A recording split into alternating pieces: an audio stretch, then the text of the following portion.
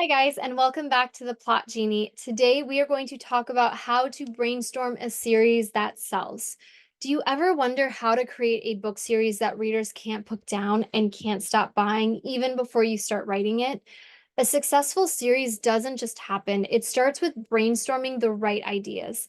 In this video, I'm sharing my step by step process for brainstorming a series that sells, complete with tips to keep readers hooked from book one to the final installment.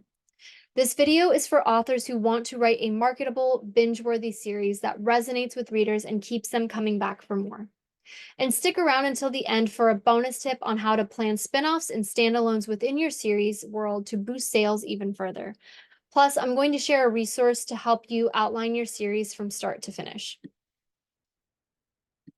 So the first thing that you need to do is identify your genre and your audience. Um, Your genre will determine the tropes, the themes, and the emotional beats your readers expect. So, this is why genre always comes first and is always important.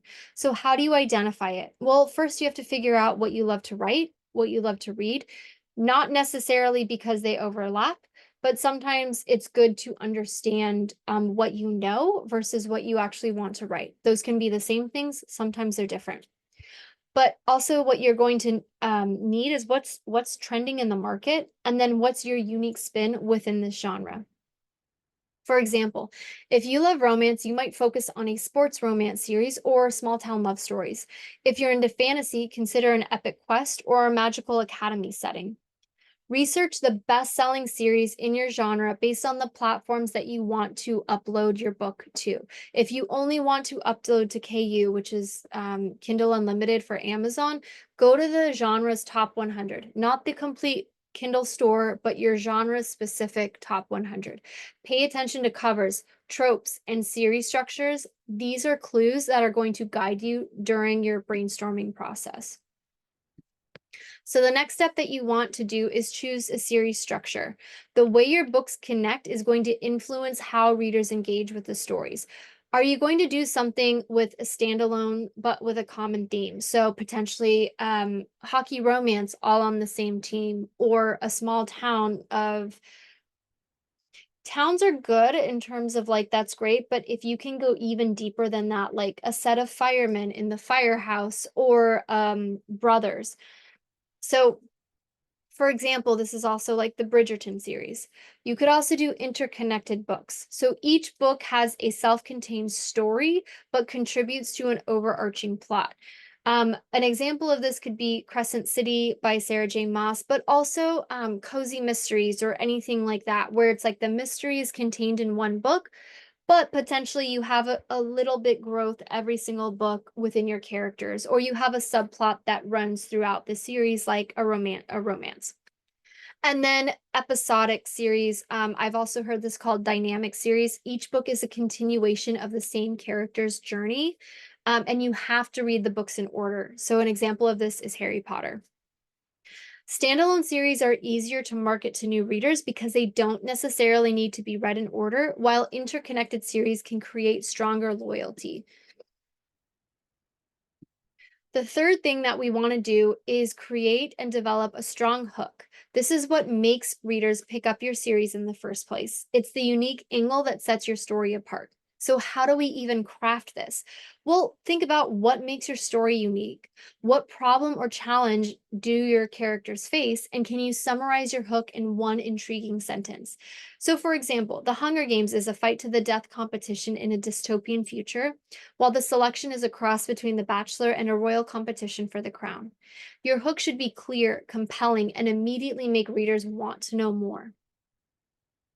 The fourth thing we want to do is brainstorm core tropes and themes. Remember, readers love familiar tropes, but they also want a fresh take. Decide which tropes and themes will run through your series. So, examples by genre: romance, you can do enemies to lover, fake dating, grumpy sunshine; fantasy, found family, the chosen one, and forbidden magic; and then mystery, a locked room mystery; an amateur sleuth, the clock is ticking. But how do we choose these themes? Well, what emotional experience do you want to deliver?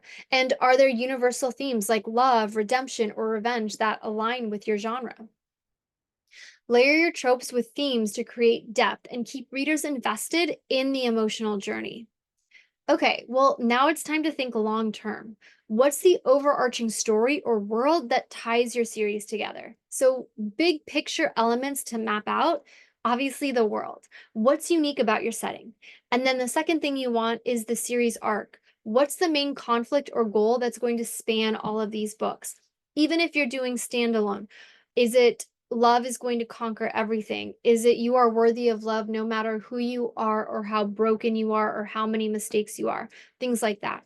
And then recurring characters or themes. How will characters or ideas evolve over time? So, in a fantasy series, the big picture might involve a hero assembling a team to defeat a dark power, with each book focusing on a different piece of the quest. But make sure you leave room for surprises. Having a roadmap is great, but stay flexible to allow for creativity as you write. And then your sixth step is to create characters readers are going to love. Characters are the heart of your series. Readers will stick around for characters they love or love to hate. How do we do this though? Well, first, you want to give them clear goals, flaws, and strengths. You want to plan growth arcs across the series so we see that they've not only, faced a lesson, but they've actually learned it and applied it going forward so they don't have to keep remembering or keep learning the same lesson over and over again. And then introduce side characters who can become leads in spin-offs. So in a romance series, you could write each book about a different sibling in a family, right? Letting readers fall in love with the entire family dynamic. And then foreshadow side character stories in earlier books to build anticipation for their turn in the spotlight. So plan for spinoffs. Here's your bonus tip. Plan for spinoffs or standalones within your series world. Don't necessarily think like you're so overwhelmed and you have to commit to this, but just your future thinking, right? Just have it in the back of your head. Plant these little seeds. Readers love staying in familiar worlds, whether it's a contemporary small town romance or a big epic fantasy world. Giving them bonus content potentially like novellas or side character arcs can really boost engagement and sales, and it's completely free. If this is something that sounds like that resonates with you, but you're like, Heather, this is great. I just don't know what to even do or how to outline this series. I have tons of options for you on the store. I have an entire journal that I will link below where you can actually build your series, how to build your series. But even more than that, I have outline templates based on your preferred trope or genre that you can start mapping out. And a couple of these, not all of them, but a couple of them actually help you plan series. I have a romantasy, I have a dark mafia. Both of those will help you plan trilogies. And I also have bundles. So let's say you want to write a hockey series, a hockey romance series. The bundle on my store will give you a bunch of different outline templates that are very popular in your genre. So, like second chance romance, enemies to lovers. And you can mix and match the templates with the primary hockey template or sports template or whatever. And you could potentially write 5 books based on that at a super discounted price. So, if you're interested, look down below. I'll leave all of that there. If I would really, really appreciate it if you could like this video, if you found it helpful, subscribe for more writing tips, and please comment below. What is your favorite book series and what made it unforgettable? I would love to hear your thoughts. Thank you so much for watching. I'll see you next time with more strategies to help you write stories that readers love. All right, take care.